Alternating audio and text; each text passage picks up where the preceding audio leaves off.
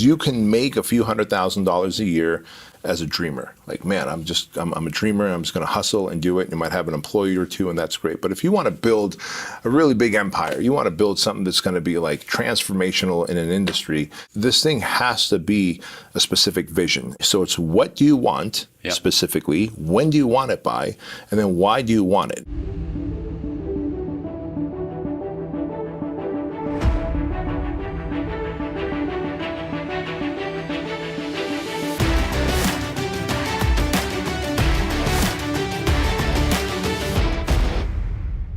Everybody wants to be successful. Everybody wants to have millions of dollars, right? Making the millies be. Making the millies. All right. Everybody wants to have a strong marriage. Everybody wants to be ripped. But there's something holding them back. B, we're going to talk about the 5 factors holding people back from building an empire. Sound good? This is a very great episode, man. I think it's going to change some lives. Let's do it. All right. Number 1 is yours. Difficult conversations, man. You've been talking about that a lot lately. Yep. What the heck? How is that holding people back? And how does one have a difficult conversation? Yeah, so great question. So when you talk about difficult conversations, it's typically there's something that you have to talk to about someone. Either maybe maybe it's trying to get some closure on an issue, right? Yeah. Because unless you get closure, you're not going to get past this thing, and it's created a limiting belief system for yourself. Or maybe it's a difficult conversation of, hey, look, I've outgrown you, and we need to part ways because you are now an anchor in my life.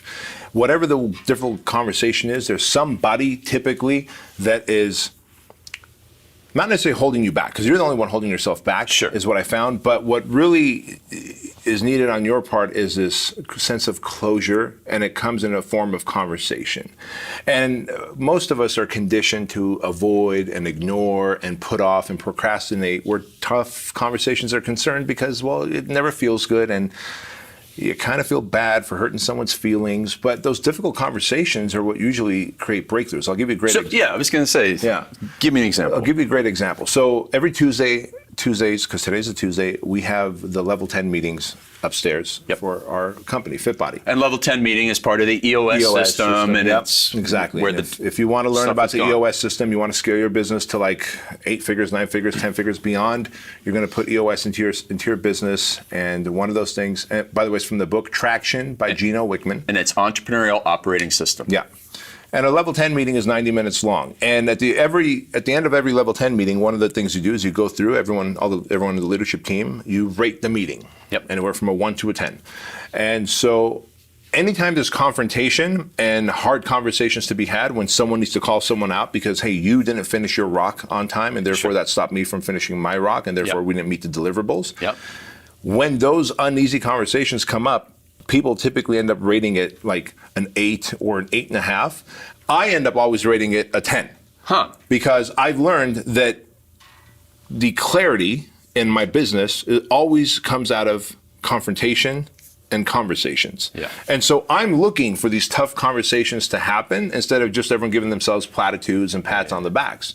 And so if my job literally as the visionary of the company is to just kind of try and stir up the tough conversations. And when they have it, everyone walks away better. There's no weird resentment. There is no passive aggressive energy between departments. Hell, we've had departments like have passive aggressive energy, let alone like the leaders from those departments.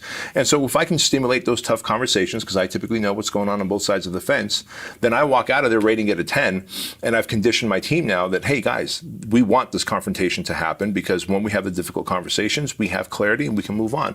And so it works in business, it works in your personal life. Well, all right, so let's go back in time. When were you on the receiving end of a difficult conversation that changed your life? Maybe from Jim Franco or Craig Ballantyne. How about this one? And I don't know if it was in Vegas or it might have happened after one of our Vegas masterminds. Sure. But I remember specifically asking you, and I talk about it in my book, but I remember specifically asking you, like, dude, how do you get so much done? And your whole thing was pretty much like, man, here we are in Vegas with our clients, and B, you're out like gambling with them and having a good time with them and partying with them. So I sleep in the mornings before our mastermind starts. You would get up and you would work and send out your email broadcast and put up your blog post. This is pre-social media, obviously. I'm dating us. And because I would know that because I'd go online and I would see that, shoot, I got Craig's broadcast. I could see his blog post up, and I'm just now brushing my teeth, getting ready for the morning. And so you would try and do the work late at night. Yes. Yeah. And therefore, so now I've hung out and I'm doing it late at night, which forces me to sleep in the morning. And let's face it, your work done late at night when you're fatigued, tired, and your brain's racing, it's not going to be your best work. Right. And so it was a difficult conversation that we had. I don't know if it was like a come to Jesus conversation, but I remember you were like, hey man, this is what you need to do. Yeah. It wasn't like, hey, let me advise you. It was like, this is what you need to do if you want to get to that next phase of life. Yeah. And I needed that. Sure. And I think because we have a deep friendship and respect for each other, I felt very open to receiving that. Yeah. And I hope that even if I didn't feel open, that you would have given me that anyway. Yeah. Because it was needed. Yeah, and you've given it to me a couple times too, and it's been super helpful. All right, so the second thing that's holding people back, and we've all got them, is inner demons. Everybody's got their inner demons. You know, I grew up with an alcoholic father, left me with some inner demons. You had troubles back home, inner demons. Yep. So everybody's got them. Yeah. How do some people get over them? And, you know, for the other people that don't, what does that look like in terms of it holding them back? Well, I mean, I've had the good fortune of knowing you for a dozen years now, and to see how you've evolved and gotten over it. You know, what's worked for you in terms of like process? Well, so first of all, having a good model of who I wanted to become. I was mentioning I was on the Brad Lee podcast today, and he asked me who the greatest coach was, and we talked about Brendan Burchard, and we talked about Tony Robbins, and he goes, "But who's been the best coach for you?" And I said, "Well, it's been Bedros, because you know I hang around him because he's my role model. He's got a great marriage, he's got a great family, he's a good man, he's got a great business, and he's got the stuff that I want to have." And so by spending the time here's the model. Most people don't have a good model, and you know, it goes all the way back to, you know, there's a lot of you know, kids that with no father at home right now, which is probably the reason that there's a lot of problems that young men have, and that you're trying to fix with the project and with the Squire program. And so by spending time with you and seeing this is how a good man acts, this is what a good man does, I'm like, okay, that was one part of it. And then I was telling Brad that every time I did something wrong, I would get the Armenian death stare. And I'm like, I don't want that feeling of getting the Armenian death stare when I did something wrong. It was out of love, just you know, the tough love, right? And so it's like, and so it's having accountability to somebody I deeply did not want to disappoint. And then, you know, traditional therapies and writing my books was also really, really helpful. And then just committing to getting better every single time I had the chance. Like that one year I came to FBS with the goal of hugging 100 people. Right. And today, if you do that, you spread corona. Yeah, right. Well, I went from good to bad, bad to good. And so I remember hugging Dan Ritchie and him going like, "What the heck, bro? What is going on here?" Because Dan is from, you know, Indianapolis, where I don't think he gets hugged a lot. And then getting hugged from me. I do want to say something though. You set that goal at that FBS to hug 100 people. Yeah. That's the same guy that I believe at the previous FBS, when you'd get into the elevator. Yeah. Our friends need to know this. Like you would face the back of the elevator and you would like look into the corner. You remember that, right? Yeah. And so, like, look at the transformation you've made in your life. Like, it really, and it boils down to everything you said, like writing your book, doing the therapy, you know, hanging around with people that you want to model your life after. Having a dog, right? I mean, unbelievable transformation from having a dog. And it really boils down to doing the work. Sure. Doing the necessary work. And that's how I got over my trauma. That's how you get over your trauma. That's how everybody gets over their trauma. Because you can ignore it and avoid it for so long, it will manifest and come up in another area of your life. And it's showed up to me with anxiety attacks, with addictions, with vices, with outbursts of rage. And it's like, all right, do I want to keep doing more of these, or am I going to finally do the work? And you just do the work, and then you realize that, okay, I'm a better human for it. So when you run the project and you help guys through this, are there like stages of overcoming the demons? Is there a particular exercise that really helps them during the project when they're fatigued from going through the physical exertion? Yeah. So, as you know, many people think that the project is about just 75 hours beating these guys up by taking them through beach torture and log PT and all the stuff that the Navy SEAL and the Marine put them through. Those are our two head instructors. But really, it's to fatigue them and to bring down the resistance and to make them feel as a team, because all the stuff they need to do as a team, because in about 33 hours from the time they start, I'm about to sit them down and have them go through an exercise part 1 and part 2, called The Hunt and Destroy. And you're about to share in front of strangers the most traumatic thing that's ever happened to you in your life. Wow. And so page 1 of the Hunt and Destroy exercise in the battle books that we give them is, page 1 of that section is, the most traumatic thing that's ever happened to my life is, and you start writing that down. And then so I go through, as a boy between the ages of 4 and 6, I was molested by 2 older boys routinely in a carport, blah, blah, blah. And I share what happened to me. And then next sentence, this event caused me to feel this way about myself. And I write, read my sentences, that I'm worthless, that I don't deserve love, that I'm disposable, I have rage, shame, confusion. And so we really start. And who is going to want to do that just coming into a workshop fresh, right? 10 minutes ago, you were at your Marriott hotel. Now you just are around all these men you don't know. And like, all right, guys, we're going through this thing. Right. So by beating them up for the first 33 hours of the 75 hours and getting them to work together, problem solve, communicate, lead each other, they realize, all right, I'm not going to get to the next hour without these guys. Very quickly, a bond and a brotherhood is built. And as we fatigue, we suspend disbelief. And as we get tired, we begin to reduce resistance. And so then we sit them down. And of course, I show vulnerability because I put myself through that exercise. And then I go, now it's your turn to write, guys. And then as we go through, so part 1 is at hour number 33, and it lasts about 3 to 4 hours. And then part 2 of hunting, so we hunt and destroy. We hunt the toxic cognitions that are limiting their belief systems and their growth. And then part 2 happens at hour number 46, 47, where we now identify their superpowers. So again, the worst thing that ever happened to me in my life is, and they fill it in. Because of that, I felt this way. They fill it in. And because of that, I've gained these superpowers. And for me, I have a high level of compassion, empathy, and generosity because I want to help and serve others who have been hurt and tortured, et cetera. And one of the greatest compliments you've given me is when you said, hey, B, you're like that guy from the Green Mile who just sucks up everybody's pain and trauma and torture. And I believe that's a gift that I've gotten because of what's happened to me. Yeah. And so while I don't think anyone should be able to have to carry that weight, I believe it's my purpose to carry that weight for others because of what's happened to me. So, think about that. My traumatic situation that happened to me has given me that superpower. And so these guys walk out of there feeling like, man, this is a scary thing that I've never talked about and that I didn't want people to know because it's embarrassing. What will they think of me? It's so belittling.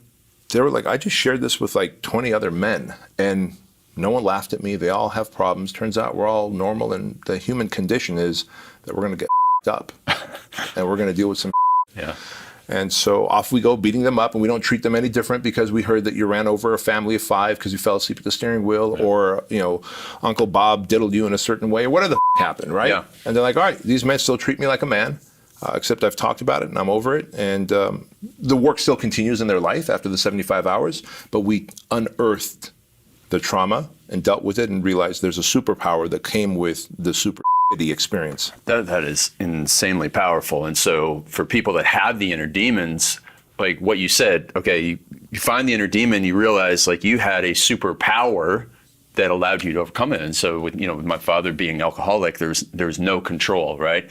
And so what did I do? Became super controlled.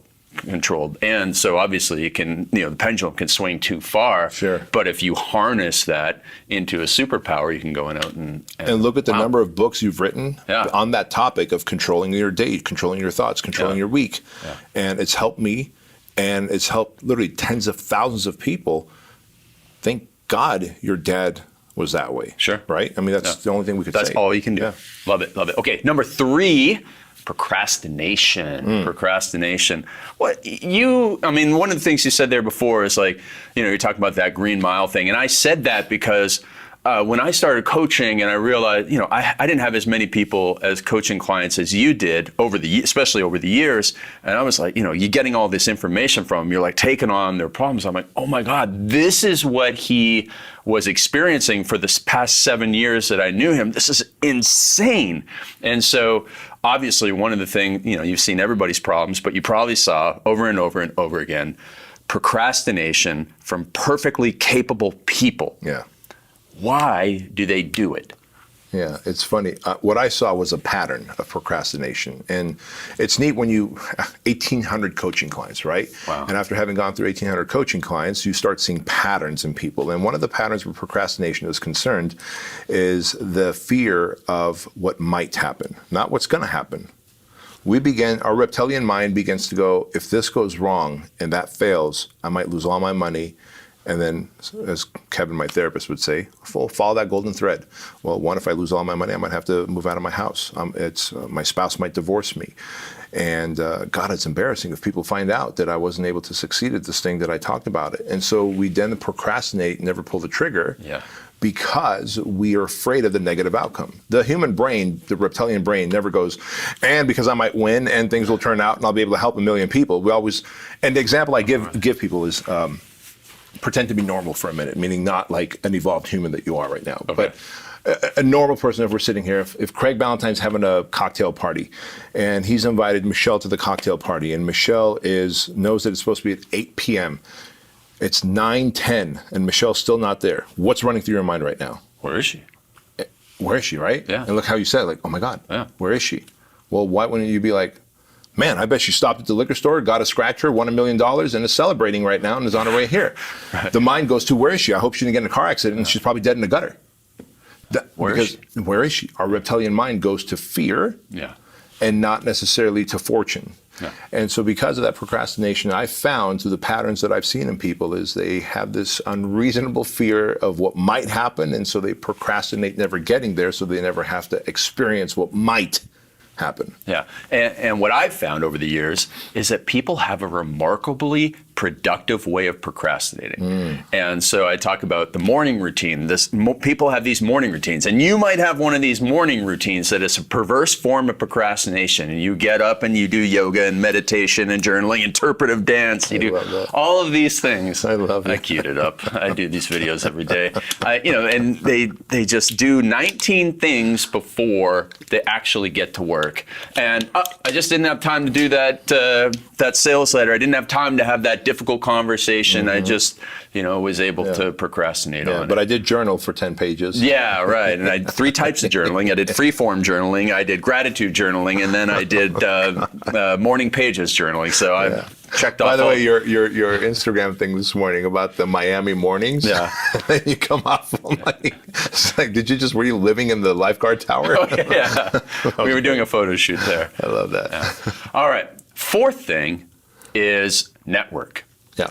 People's lack of a network is holding them back. And I mean, that's an easier excuse than ever for people today. It's not an actual good excuse, but it's an easier excuse than ever. Like, I can't meet any good people. I don't know any good people, blah, blah, blah. So, man, how powerful and important is a network? Well, you and I know that many of our best connections we've met in opportunities where we were able to network, and that's at masterminds either that we ran or that we were speaking at or were a part of, events that we go to. And so it's like, well, look, your network really is going to help you leapfrog in life, in whatever area in life you want. Money, I know the empire is about building money and creating wealth and doing a lot of good with it, but hey man, you want to have a better fitness life or marriage life, network with people who are great in those categories of life. And so find out what retreats they're running and pay to go to it.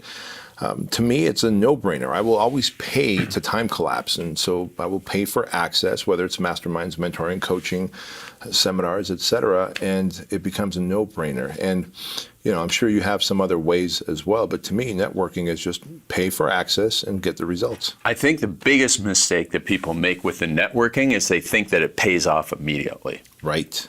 So for example, I was on Brad Lee's podcast today. When did we meet Brad Lee at Joe Polish's thing? 3 or 4 years ago? I think I talked to Brad Lee for 2 minutes. Yeah. And then a couple of weeks ago, we get an invite to go on his podcast. And I don't know why, but he remembers meeting me, and somehow he got my book. I think maybe I sent it to him, or Joe Polish sent it to him. And sure enough, pays off 3 years later. I go on his podcast. His podcast is really popular now, so it'll pay off. I'll meet some new people from that.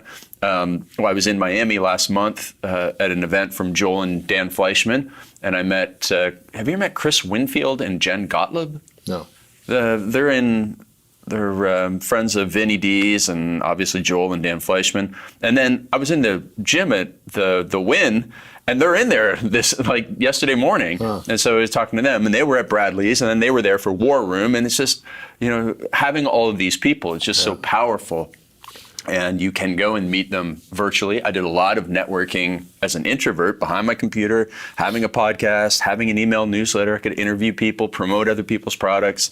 There's no excuses for it. And to that point, dude, like when you talk about networking, you're right. Like 3-4 years ago, we meet Bradley at Joe Polish's thing. Fast forward, he's like, hey man, come get on my podcast. And yesterday you were on his podcast in Vegas. Now that podcast airs, let's say in the next 2-3 weeks, and over the next 4, 5, 6 months to a year, thousands of people hear it, and you might gain a coaching client or two out of it. You might end up getting a business partner out of it. You might get a connection that leads to another thing.